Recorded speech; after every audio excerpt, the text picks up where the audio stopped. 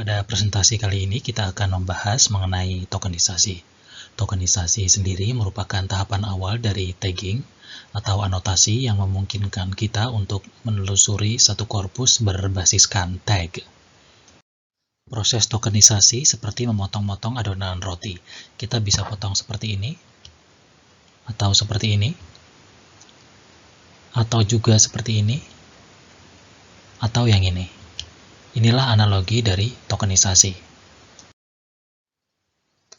Jika kita diminta untuk memotong teks ini menjadi objek analisis, mungkin kita akan memotong teks ini menjadi kata.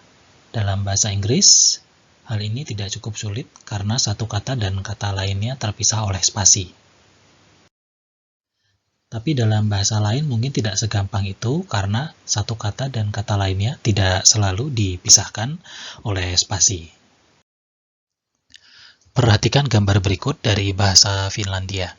Semakin ke bawah, terjemahannya semakin rumit dan sepertinya satu kata dalam bahasa Finlandia bisa dipecah menjadi beberapa kata. Demikian juga dengan gambar ini, yaitu satu kata dari bahasa Turki yang sepertinya merupakan gabungan dari beberapa kata yang berbeda. Sekarang kita kembali lagi ke kalimat ini. Program yang melakukan tokenisasi secara otomatis disebut tokenizer. Misalnya, ini contoh input dan outputnya.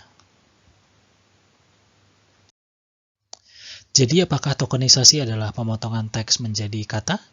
Tidak selalu juga. Ini juga salah satu contoh dari tokenisasi. Di sini teks ditokenisasi menjadi morfem. Lalu manakah yang benar? Apakah tokenisasi itu pemotongan teks menjadi kata atau morfem? Tokenisasi seperti disebutkan sebelumnya adalah pemotongan teks menjadi unit atau objek analisis. Apa unit analisisnya? Bisa morfem, kata, frasa, klausa, kalimat, tuturan, dan sebagainya, sesuai dengan skema analisis yang sudah kita tentukan. Meski pada level yang sama, skema anotasi yang berbeda bisa memberikan hasil yang berbeda. Misalnya, ini adalah hasil dari program tokenizer yang pertama. Sepenuhnya, tokenizer ini hanya bergantung pada spasi. Untuk tokenizer yang kedua, parameternya lebih advanced, karena ia juga memperhitungkan kontraksi. Don't yang pada tokenizer pertama dihitung sebagai satu token, pada tokenizer kedua, don't dihitung menjadi 2 token. Begitu juga I am. Jadi mari kita kembali ke analogi adonan tadi yang bisa kita bentuk menjadi seperti ini, yang biasa kita sebut donat, atau seperti ini, ada yang menyebut churros. Perhatikan kalimat yang sama bisa mengalami tokenisasi yang berbeda seperti pada dua kolom ini. Misalnya pada kolom kiri imperfections terdiri dari 1 token, sedangkan pada kolom yang kedua imperfections terdiri dari 4 token. Dua kolom ini menunjukkan adanya skema tokenisasi yang berbeda. Kolom kiri adalah tokenisasi pada level kata, sedangkan kolom kanan adalah tokenisasi pada level morfem. Sekarang kita akan membahas salah satu skema tokenisasi di dalam CKP Web, yaitu bagaimana caranya melakukan tokenisasi untuk kontraksi I am, yaitu I'm. Bisa kita lihat di sini, anotasinya seperti ini. Kata I dan am bisa kita lihat dipisahkan dengan spasi.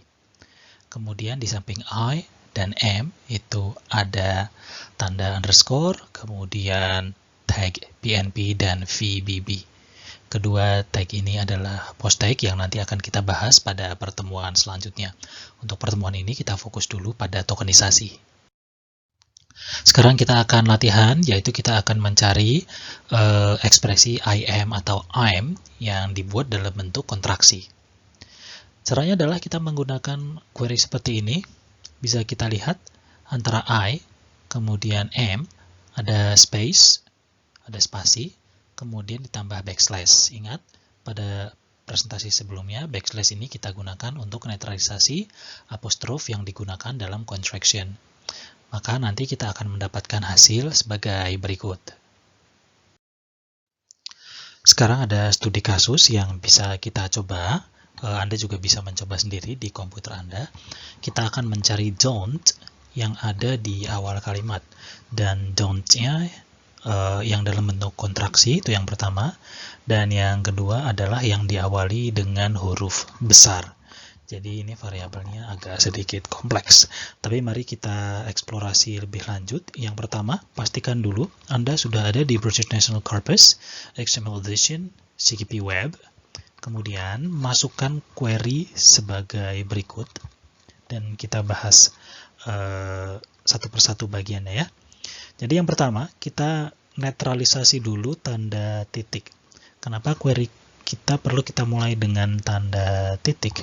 Karena kita asumsikan don't yang ada di awal kalimat itu diawali dengan titik terlebih dahulu.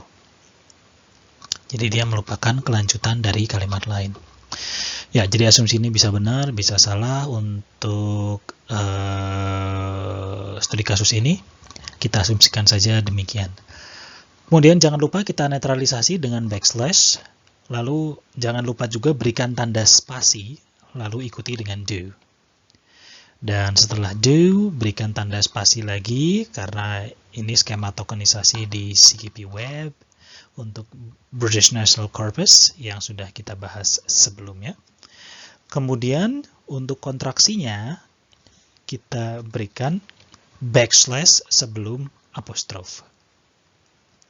Ya, dan jangan lupa yang terakhir pada query mode, pastikan kita sudah set query mode-nya pada simple query yang case sensitive.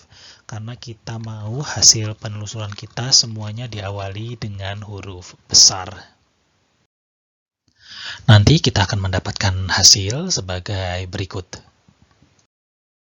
Demikian presentasi ini, semoga bermanfaat. Jika ada pertanyaan, silahkan cantumkan di kolom yang sudah disediakan. Terima kasih.